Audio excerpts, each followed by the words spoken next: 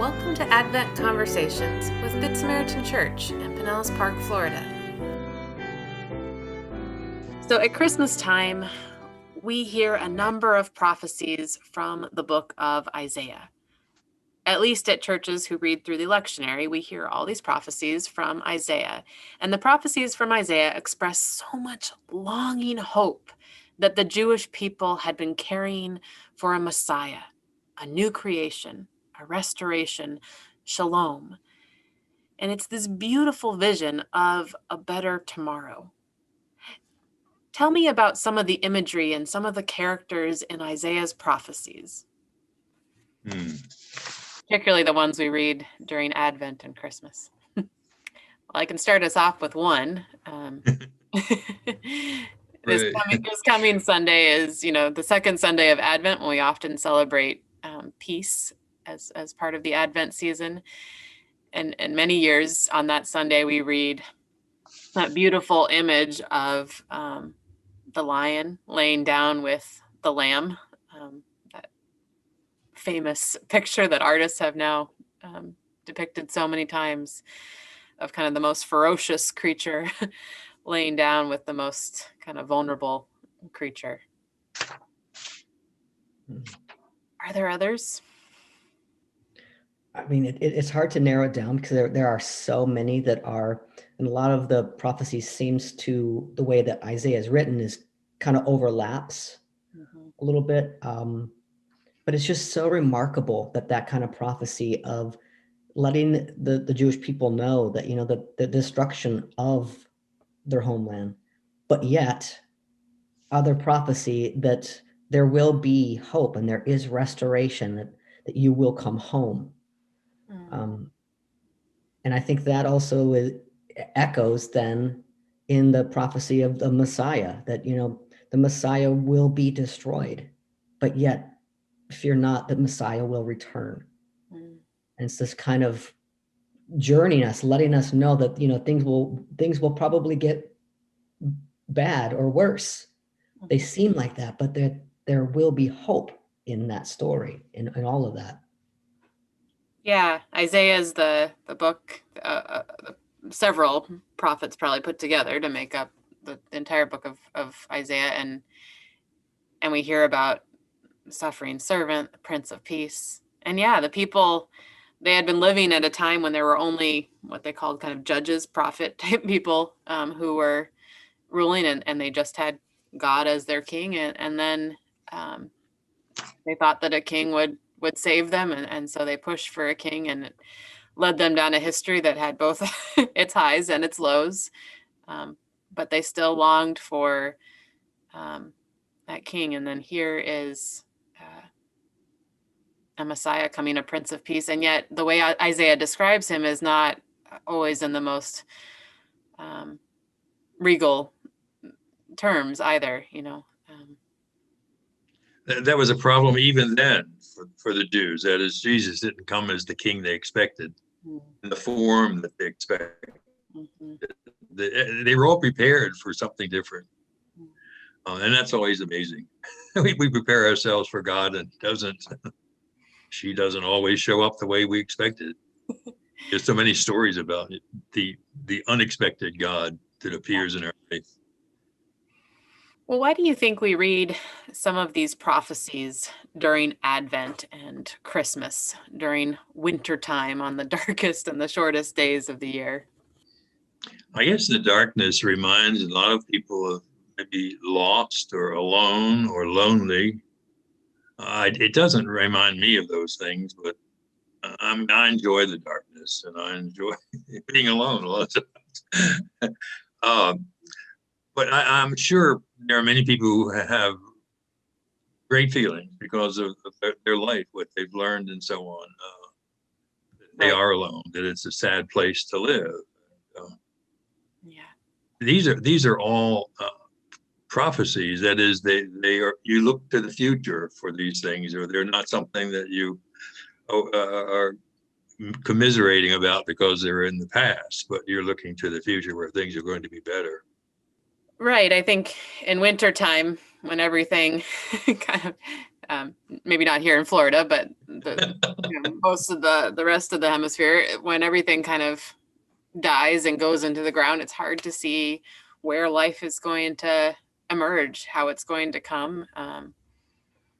Yeah, I think of the lament psalms, and it's that how long, when, when is this coming? When is it going to get better? How long do we have to suffer and wait?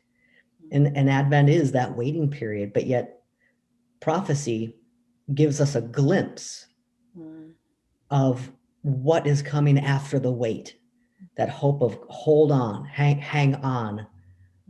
I hear you that you are suffering currently, but trust that eventually this will get better. And it's kind of like that light at the end of the tunnel, kind of guiding us through and letting us know there is an end to this. Let me read a couple of Isaiah's scriptures that we read during Advent and Christmas, just to jog our memory a little bit. One that we'll read this coming Sunday, actually, is Isaiah 40. Comfort, O comfort my people, says your God. Speak tenderly to Jerusalem and cry to her that she has served her term, that her penalty is paid, that she has received from the Lord's hand double for all her sins. A voice cries out, in the wilderness, prepare the way of the Lord. Make straight in the desert a highway for our God. Every valley shall be lifted up, and every mountain and hill be made low. The uneven ground shall become level, and the rough places a plain. Then the glory of the Lord shall be revealed, and all people shall see it together, for the mouth of the Lord has spoken. A voice cries out, and I said, what shall I cry? All people are grass. Their constancy is like the flower of the field. The grass withers, the flower fades, when the breath of the Lord blows upon it. Surely the people are grass. The grass withers, the flower fades, but the word of our God will stand forever. Get you up to the high mountain, O Zion, herald of good tidings.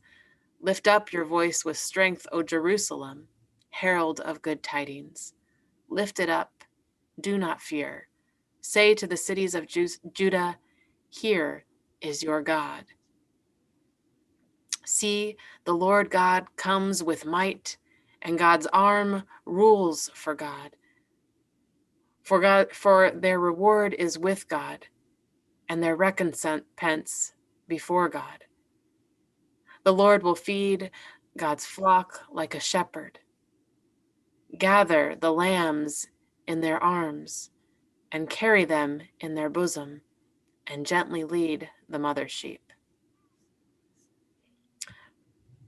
I'll read just one more for us, and this one is from kind of the typical readings on Christmas Eve. The people who walked in darkness have seen a great light. Those who lived in the land of deep darkness, on them light has shined. You have multiplied the nation, you have increased its joy. They rejoice before you as with joy at the harvest, as people exult when dividing plunder.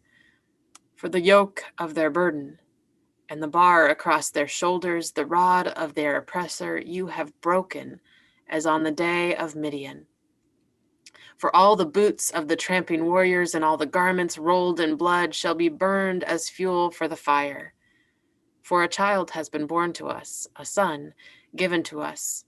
Authority rests upon his shoulders, and he is named Wonderful Counselor, Mighty God, Everlasting Father, Prince of Peace. His authority shall grow continually, and there shall be endless peace for the throne of David and his kingdom. He will establish and uphold it with justice and with righteousness from this time onward and forevermore. The zeal of the Lord of hosts will do this.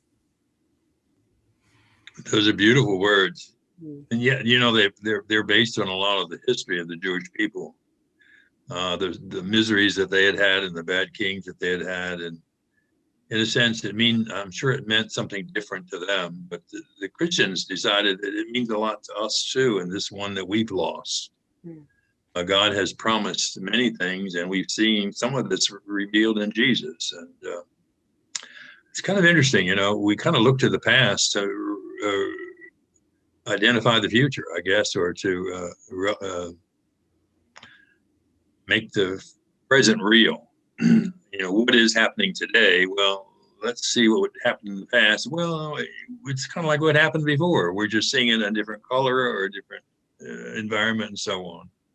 And I guess the message is that God is with us, and it's not what God can give us or what God is going to, what prayer He's going to answer. His being with us is the answer to God. I think that is the answer of faith, and to realize this is a revelation, and it is a change. It changes your life as you live day by day in God or in the presence of God, and knowing this or feeling this or seeing this. You bring up such a good point, Roy, that hope a lot of times, or where we look for hope, is almost a nostalgia, right? It's a remember back in the good days when everything was great. And oftentimes it's a fairly diluted nostalgia, because in the past everything wasn't great most times. Right. We remember You just remember the good things. We remember it better than it was. Right. And yet the prophets, they take us through all that natural, kind of pining for the past, and then take us further than that. Say it can be even better than the past. It can be even better than that. There's this brilliant light coming into the world that will far surpass anything we've experienced thus far. A king and a ruler and this counselor, this Prince of Peace, who will far surpass anything we've experienced in our earthly rulers so far. And in Jesus, he kind of becomes that present and future satisfaction for this need, the Messiah. It's not one like us, a human being that we're waiting for to come, but in a sense, he's come in all these forms, and we really don't need to depend on what the future might bring, because the future is with us now. Mm-hmm. Well, and we know, right? I mean, some of us forget it, but we know that Christians didn't invent this thing called Christmas, and didn't invent this midwinter celebration with lights and all of that. Every culture in the world practically has some form of a midwinter celebration of lights when we're getting close to the darkest days, the winter solstice, and people are kind of losing hope, feeling like things are just, getting darker and darker, and it's not, we're not going to see our way out. And then there's this festival of lights. But what the gospel writers and then the early church seem to have done is to go back to the prophets and find these visions of hope that were these lights that could offer, just such a radiant vision of what's possible. And then go and link that with Jesus and all that he brought into the world, and being the fulfillment of some of that that much longed for hope, and someone who very much continued that grand vision of where God is leading us. Well, as I read a couple of those Isaiah passages, and there are many more that over the 3-year cycle of the lectionary we end up reading during Advent and Christmas season. But as you listened, was there anything that particularly resonated with where you are or where our world is this year, Christmas of 2020? Prince of Peace is one we always look forward to, but I don't think it's just one of those things that we tend to slough off almost, looking for peace, and if there is no peace, or where is the peace, and then I don't know, it's hard to, maybe that's not the peace of God. Maybe we were looking the wrong place for peace, or we don't know what we're looking for. In prior years when we would read about the Prince of Peace and that beautiful vision of lion laying down with lamb and all of that, I would always think about, distant, far off places in the world that are places of conflict and violence. But this year, and it's probably always been here just under the surface, but this year it really feels like it's right here in our own streets and our own neighborhoods, especially with how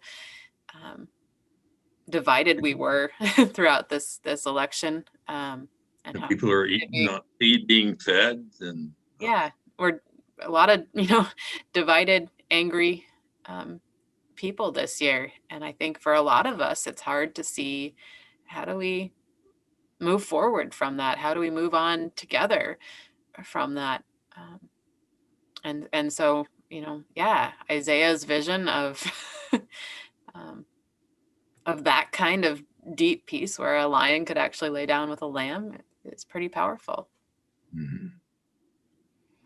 I've even felt that kind of imagery with the election and the political cycle in my own kind of nuclear family, like, cousins, aunts, uncles, that kind of periphery, where it has felt like I have felt like this little lamb that got, cut off from the rest of the herd, and the lions are circling.